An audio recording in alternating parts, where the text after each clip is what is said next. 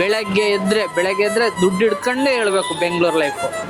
No shortcut, hard work, be sincere in everything. ಈಗ ಇವಾಗ ಏನಿಲ್ಲ, ಜಾಬಲ್ಲಿ ದುಡ್ಡಿದ್ರೆ ಜೀವನ. ಫೇಲ್ ಆಗ್ತಾನೆ. ತುಂಬ ಒಂಥರ ಟೆನ್ಷನ್, ನೋ ಪೀಸ್ಫುಲ್ ಮೈಂಡ್. ಅವ್ರೇನು ಮಾಡ್ತಾ ಇದ್ದಾರೆ, ಇವ್ರೇನು ಮಾಡ್ತಾ ಇದ್ದಾರೆ, ಅದು ನೋಡ್ಕೊಂಡು ಹೋಗ್ತೀವಿ. ಅದಕ್ಕಿಂತ ಮುಂಚೆ ನಾವು ಮದುವೆ ಮಾಡೋ ಮಕ್ಕಳಾದ್ಮೇಲೆ ನಾವು ಸಂಪಾದನೆ ಮಾಡ್ತೀವಿ ಅನ್ನೋದೆಲ್ಲ ಸುಳ್ಳು ಸರ್. ಅದು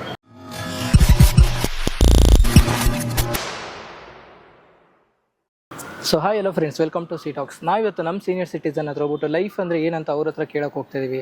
ಯಾಕಂದರೆ ಅವ್ರು ಕಂಡಿರೋಷ್ಟು ಹೇಳೋ ವಿಡಿಯೋ ನಾವು ಯಾರು ಕಂಡಿರಲ್ಲ. ಸೊ ಅವ್ರೇನಂತ ಆನ್ಸರ್ ಮಾಡ್ತಾರೆ ಅಂತ ನೋಡೋದ. ಸೊ ಬನ್ನಿ ವಿಡಿಯೋ ಸ್ಟಾರ್ಟ್ ಮಾಡೋದ. ಸರ್, ನಿಮ್ಮ ಪ್ರಕಾರ ಲೈಫ್ ಅಂದರೆ ಏನು ಸರ್? ಲೈಫ್ ಅಂದರೆ ಜಂಜಾಟ ಸರ್.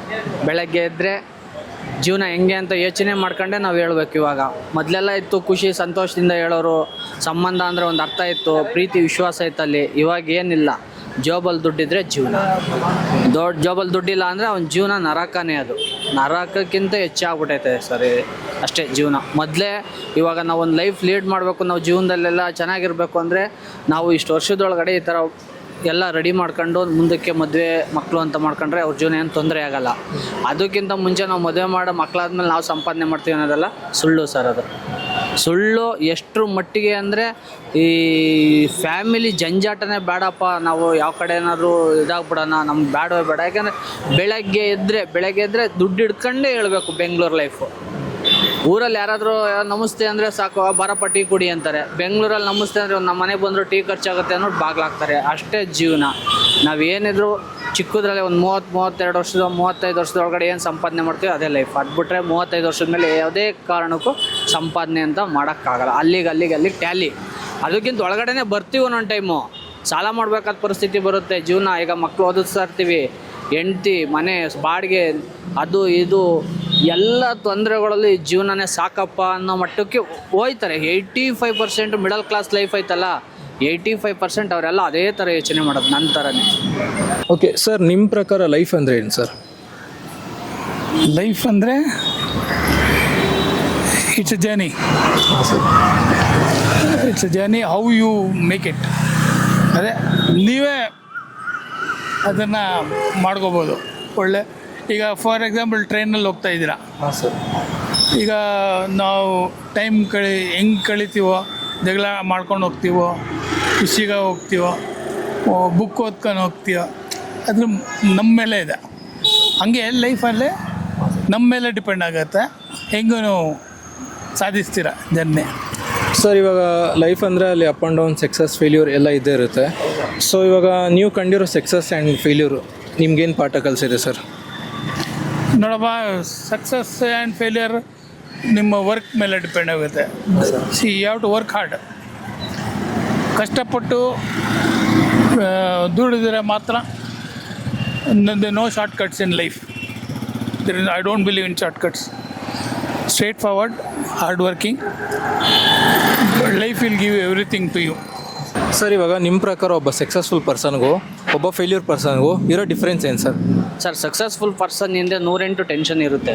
ಫೇಲ್ಯೂರ್ ಪರ್ಸನ್ ಏನಾದ್ರು ತಿರ್ಗಾಡ್ಕೊಂಡು ಆರಾಮಾಗಿ ಊಟ ತಿಂಡಿ ತಿನ್ಕೊಂಡು ಅಯ್ಯೋ ಲೈಫೇ ಇಷ್ಟು, ಅಷ್ಟೇ ಜೀವನ ಅನ್ನೋ ಥರ ಜೀವನ ಬದುಕ್ತಾ ಇರ್ತಾನೆ. ಅಯ್ಯೋ ಸಾವು ಬಂದರೆ ಹೆಂಗಾರು ಬರುತ್ತೆ ಅಂತ. ಆದರೆ ಸಕ್ಸಸ್ಫುಲ್ ಪರ್ಸನ್ ಏನಂದರೆ ನಾನು ಅದು ಮಾಡಬೇಕು, ಇದು ಮಾಡಬೇಕು, ಅವ್ರಿಗೂ ಟೆನ್ಷನ್ ಇರುತ್ತೆ. ಅಂದರೆ ವೆರಿಟಿ ಆಗುತ್ತಲ್ಲಿ. ಇವ್ರಿಗೆ ಏನೂ ಇಲ್ಲ, ಜೀವನ ನಾವು ಈ ಥರ ಬದುಕ್ತಾ ಇದ್ದೀವಿ ಅನ್ನೋದು ಅವ್ರಿಗೆಲ್ಲ ಐತೆ ಲೈಫು. ಅಂದರೆ ಅದನ್ನ ಉಳಿಸ್ಕೋಬೇಕು ಅನ್ನೋ ಜಂಜಾಟದಲ್ಲಿ ಅವ್ರು ಬದುಕ್ತಾರೆ ಅಷ್ಟೇ. ಏನೂ ಇಲ್ಲ. ಎಲ್ರಿಗೂ ಒಬ್ಬ ಮನುಷ್ಯ ಅಂದಮೇಲೆ ಅವ್ರು ಎಷ್ಟೇ ಕೋಟಿಗಿರಲಿ, ಏನಾರು ಆಗಿರಲಿ, ಅವ್ರಿಗೊಂದು ತೊಂದರೆ, ಒಂದು ಪ್ರಾಬ್ಲಮ್ಮು ಮನುಷ್ಯಂಗೆ ಎಲ್ಲರಿಗೂ ಇದ್ದೇ ಐತೆ. ಅಂದರೆ ಅವ್ರಿಗೆ ದೊಡ್ಡ ಪ್ರಾಬ್ಲಮ್ ಇರುತ್ತೆ, ನಮ್ಮಂಥವ್ರಿಗೆಲ್ಲ ಒಂದು ಚಿಕ್ಕ ಪ್ರಾಬ್ಲಮ್ಗಳು ಇರ್ತವೆ ಅಷ್ಟೇ ಸರ್. ಸರ್, ಇವಾಗ ಒಬ್ಬ ಸಕ್ಸಸ್ಫುಲ್ ಪರ್ಸನ್ಗೂ ಒಬ್ಬ ಫೇಲ್ಯೂರ್ ಪರ್ಸನ್ಗೂ ಇರೋ ಡಿಫ್ರೆನ್ಸ್ ಏನು sir? Successful person will think. ದೇವರು ನಮಗೆ ಮೈಂಡ್ ಕೊಟ್ಟಿದ್ದಾರೆ, ನಾವು ಯೂಸ್ ಮಾಡಲ್ಲ. ಅವ್ರೇನು ಮಾಡ್ತಾ ಇದ್ದಾರೆ, ಇವ್ರೇನು ಮಾಡ್ತಾ ಇದ್ದಾರೆ, ಅದು ನೋಡ್ಕೊಂಡು ಹೋಗ್ತೀವಿ. ನಮ್ಮ ಸ್ವಂತ ಬುದ್ಧಿ ಯೂಸ್ ಮಾಡಲ್ಲ. ಯು ಥಿಂಕ್ ಮಾಡಿ ಅನಲೈಸ್ ಮಾಡಿದರೆ life becomes very pleasant, very happy. ಅಂದರೆ failure person sir? Failure person they don't think. That is the difference. Fail ಆಗ್ತಾನೆ. ಸರ್ ಇವಾಗ ನೀವು ಸಣ್ಣ ವಯಸ್ಸಲ್ಲಿ ಇದ್ದಾಗ ನಿಮ್ಮ ತಂದೆ ತಾಯಿ ನಿಮ್ಗೆ ಕೆಲವೊಂದು ಅಡ್ವೈಸ್ ಮಾಡಿರ್ತಾರೆ. ಸೊ ಅಡ್ವೈಸ್ ಇವಾಗ ನಿಮಗೆ ರಿಯಲೈಸ್ ಆಗ್ತಿದೆ ಸರ್ ನಾನು ಕೇಳಬೇಕಿತ್ತಂತ. ತುಂಬಾ ಖಂಡಿತ ಅದು ನಾವು ಕೇಳಲಿಲ್ಲ, ತುಂಬಾ ತಪ್ಪು ಮಾಡ್ಕೊಂಡಿದ್ದೀವಿ ಜೀವನದಲ್ಲಿ. ಅಂದರೆ ಅವಾಗ ಕೇಳಿದರೆ ನಾವು ಈ ಥರ ಜೀವನ ನಾವು ಲೈಫ್ ಬರ್ತಿರ್ಲಿಲ್ಲ ಅನ್ನೋದು ನಮಗೂ ಆ ದುಃಖ ಐತೆ, ತುಂಬ ಐತೆ.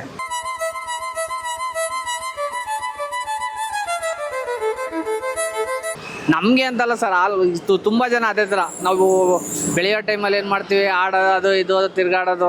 ನಮ್ಮ ಲೈಫಲ್ಲಂತೂ ಬಿಡಿ ಇವಾಗ ಫುಲ್ ಕಮ್ಮಿ, ಥಿಯೇಟ್ರಿಗೆ ಫಿಲಮ್ಗಳೆಲ್ಲ ಕಮ್ಮಿ. ಅವಾಗಂತೂ ಒಂದೊಂದು ಡೇಗೆಲ್ಲ ನಾವು 4 ಫಿಲಮ್ ನೋಡಿದ್ರು ಸರ್ ನಾವೆಲ್ಲ. ಕನ್ನಡ ಅಭಿಮಾನಿಗಳು ತುಂಬ ನಾವು, ಅದರಿಂದ 4 ಫಿಲಮ್ ನಾವು ನೋಡಿ ಎಲ್ಲ ಮಾಡಿದ್ದೀವಿ. ಇವತ್ತು ನಮ್ಮ ಕಷ್ಟ ಏನಂದ್ರೆ ನಮ್ಮ ತಂದೆ ತಾಯಿ ಮಾತು ಕೇಳಿಲ್ಲ. ಅವತ್ತು ನಮ್ಮ ತಂದೆ ತಾಯಿ ಹೇಳಿದರು ಓದಿ ಜೀವನ. ನಾವು ಅವಾಗ ಏನಂದರೆ ಯಾರಾದರೂ ಒಂದು ಕೆಲಸ ಕೊಟ್ಟರೆ ಒಂದು 25, ನಾವು ಸ್ಟಾರ್ಟಿಂಗ್ ಒಂದು 12 ರೂಪಾಯಿ ಪರ್ ಡೇ ನಾವು ಸಂಪಾದನೆ ಮಾಡಿದ್ದು. ಅದು ದುಡ್ಡು ಬಂದರೂ ಸಾಕು ನಮಗೆ. 4 ಅಣಿ ಮಾಡ್ಕೊಂಡು 50 ಪೈಸೆ ಮಾಡ್ಕೊಂಡು ಜಾಬ್ ತುಂಬ ಅದನ್ನೇ ಖರ್ಚು ಮಾಡ್ಕೊಂಡು ಸಾಯಂಕಾಲದ ತನಕ ಅದೇ ಜೀವನ ಆಗೋಯ್ತು. ಇವಾಗ ಈ ಪರಿಸ್ಥಿತಿ ನಾವಿದ್ದೀವಿ ಅಷ್ಟೇ.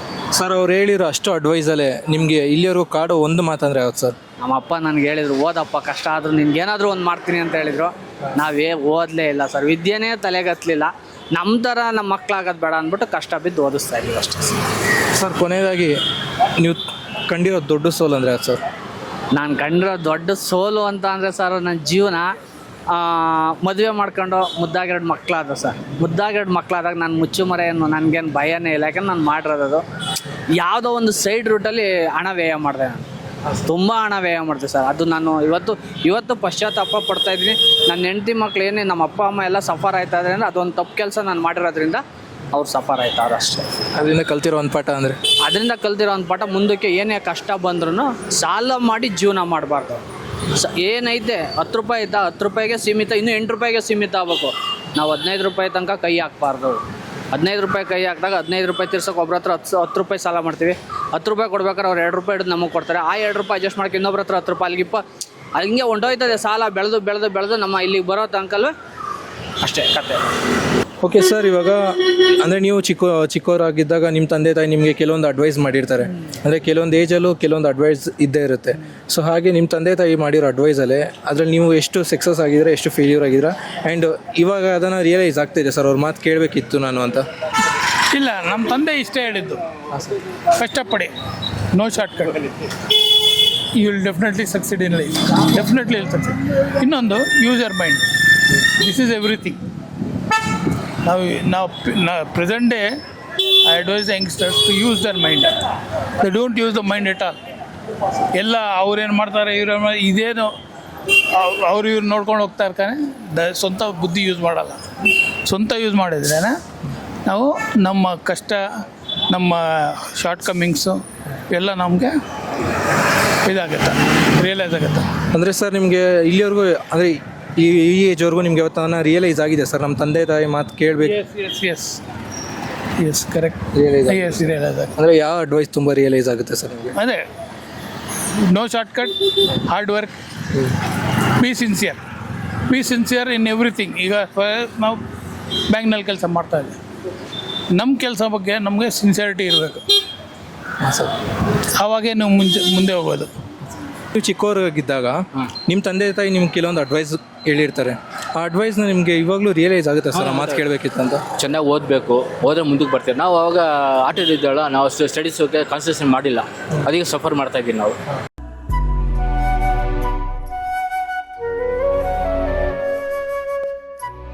ಅಂದರೆ ಇವಾಗ ಅವ್ರು ಹೇಳಿರೋ ಒಂದು ಮಾತು ನಿಮ್ಗೆ ತುಂಬ ರಿಯಲೈಸ್ ಆಗೋದಂದರೆ ಯಾವುದು ಸರ್?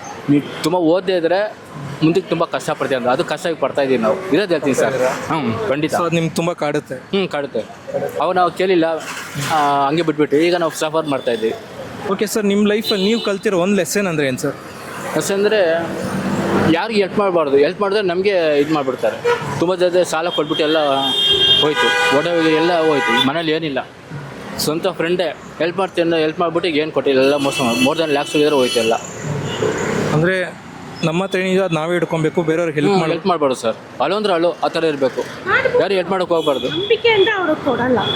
ಅದಕ್ಕೆ ಮ್ಯಾಮ್, ಓಕೆ, ನಿಮ್ಮ ಪ್ರಕಾರ ಲೈಫ್ ಅಂದರೆ ಏನು ಮ್ಯಾಮ್? ಚೆನ್ನಾಗಿ ಎಂಜಾಯ್ ಮಾಡಬೇಕು. ಎಂಜಾಯ್ ಮಾಡಬೇಕು, ಇರೋವರೆಗೂ ಎಂಜಾಯ್ ಮಾಡಬೇಕು, ಚೆನ್ನಾಗಿ ತಿನ್ಬೇಕು, ಚೆನ್ನಾಗಿ ಎಂಜಾಯ್ ಆರಾಮಾಗಿ, ಟೆನ್ಷನ್ ಇರಬಾರ್ದು. ಮ್ಯಾಮ್ ನಿಮ್ಮ ಪ್ರಕಾರ ಅಂದರೆ ಇವಾಗ ಸಕ್ಸಸ್ಫುಲ್ ಪರ್ಸನ್ಗೂ ಫೇಲ್ಯೂರ್ ಪರ್ಸನ್ಗೂ ಇರೋ ಡಿಫ್ರೆನ್ಸ್ ಏನು ಮ್ಯಾಮ್? ಅವರ ದೊಡ್ಡವರು ದೊಡ್ಡವರಾಗಿ ಹೋಗ್ತಾರೆ, ಚಿಕ್ಕವ್ರು ಚಿಕ್ಕವರಾಗಿ ಹೋಗ್ತಾರೆ. ಓಕೆ ಮ್ಯಾಮ್, ನೀವು ಅಂದರೆ ನಿಮ್ಮ ತಂದೆ ತಾಯಿ ನಿಮ್ಗೆ ಹೇಳಿರೋ ಒಂದು ಅಡ್ವೈಸ್ ಅಂದರೆ ಆದ್ಮೇಲೆ ಚೆನ್ನಾಗಿ ಓದಬೇಕು, ಲೈಫಲ್ಲೇ ಸೆಟ್ಲ್ ಆಗಬೇಕು, ಚೆನ್ನಾಗಿ. ಅಂದರೆ ನಿಮ್ಗೆ ಇವಾಗಲೂ ಅದು ರಿಯಲೈಸ್ ಆಗುತ್ತಾ ಮ್ಯಾಮ್? ಆ ಮಾತು ಕೇಳಬೇಕಿತ್ತು ಆಗ್ತಾ ಇದೆ. ಇವಾಗ ಫೀಲ್ ಮಾಡ್ತಾ ಇದೀವಿ, ಅವಾಗ ಗೊತ್ತಿಲ್ಲ, ಇವಾಗ ಫೀಲ್ ಮಾಡ್ತಾ ಇದ್ದೀವಿ. ಅಂದರೆ ಇವಾಗ ನೀವು ನಿಮ್ಮ ಮಕ್ಕಳಿಗೆ ಅಡ್ವೈಸ್ ಮಾಡ್ತಾನೆ ಇರ್ತೀರಲ್ಲ? ನಾವು ಮಾಡ್ತಾ ಇರ್ತೀವಿ ಮಕ್ಳಿಗೆಲ್ಲ. ಸೊ ಮ್ಯಾಮ್, ಇವಾಗ ನೀವು ನಿಮ್ಮ ತಂದೆ, ನೀವು ಚಿಕ್ಕವರಾಗಿದ್ದಾಗ ಅವಾಗ ನೀವು ನಿಮ್ಮ ತಂದೆ ತಾಯಿ ಮಾತು ಕೇಳಿದ್ರೆ ಸ್ವಲ್ಪ ಇಗ್ನೋರ್ ಮಾಡಿರ್ತೀರ ಖಂಡಿತ. ಖಂಡಿತ ಮಾಡಿದ್ವಿ. ಸೊ ಇವಾಗ ನಿಮ್ಮ ಮಕ್ಕಳನ್ನ ಆ ಥರ ಮಾಡ್ತಾ ಇದ್ದಾಗ ನಿಮ್ಗೆ ಫೀಲ್ ಆಗುತ್ತಲ್ಲ? ಫೀಲ್ ಆಗುತ್ತೆ, ಖಂಡಿತ ಫೀಲ್ ಆಗುತ್ತೆ ನಮಗೆ. ಸೊ ನೋಡೋದ್ರಲ್ಲ ಗೈಸ್, ನಮ್ಮ ಸೀನಿಯರ್ ಸಿಂಗಲ್ ಆನ್ಸರ್ ಮಾಡಿದಂಥ. ಐ ಹೋಪ್ ಈ ವಿಡಿಯೋ ನಿಮ್ಗೆ ಇಷ್ಟ ಆಗಿ ಅಂತ ಭಾವಿಸ್ತಾ ವಿಡಿಯೋನ ಇಲ್ಲಿಗೆ ಎಂಡ್ ಮಾಡ್ತಾ ಇದ್ದೀನಿ. ಮತ್ತೆ ಮುಂದೆ ಒಳ್ಳೆ ವಿಡಿಯೋ ಸಿಗ್ತೀನಿ. ಅಲ್ಲಿವರೆಗೂ ನಮ್ಮ ಚಾನಲ್ ಲೈಕ್ ಮಾಡಿ, ಶೇರ್ ಮಾಡಿ, ಸಬ್ಸ್ಕ್ರೈಬ್ ಮಾಡಿ. ಬಾಯ್.